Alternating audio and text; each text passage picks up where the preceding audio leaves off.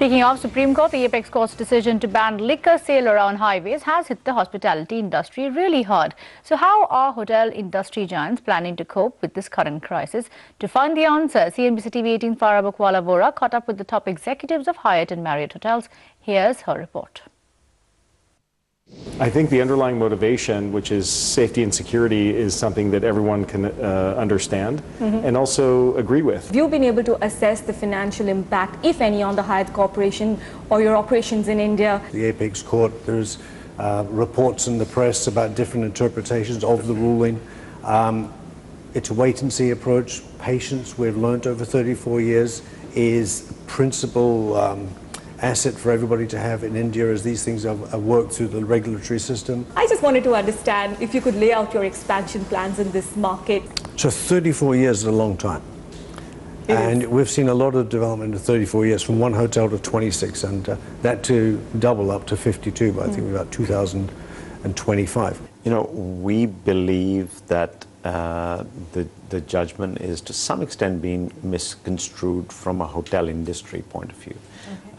It was really, you know, it has the right meaning for a right cause, but hotels are just being penalized maybe for the wrong reason, and to some extent the judgment is not necessarily against the hotels per se.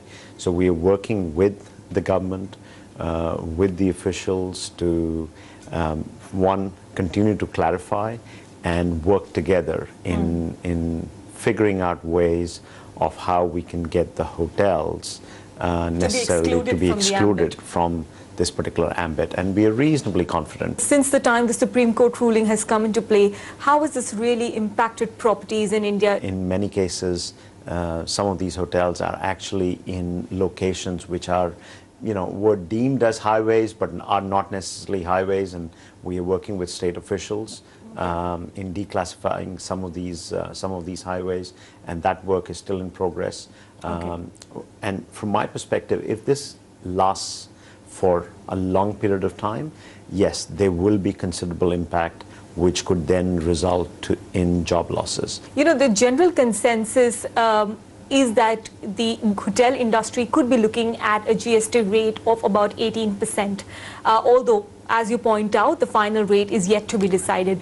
Do you believe that the rate of 18% is an ideal rate for the industry? Looking at the industry, the potential growth, tourism as one of the key focus areas for the Prime Minister, and the potential it has in creating jobs, that we should really be focused on GST that's in the range of 12 to 15%. Could you lay out what your specific plans in this particular market are and the timeline that you propose for their materialization? We have 84 hotels existing today operating.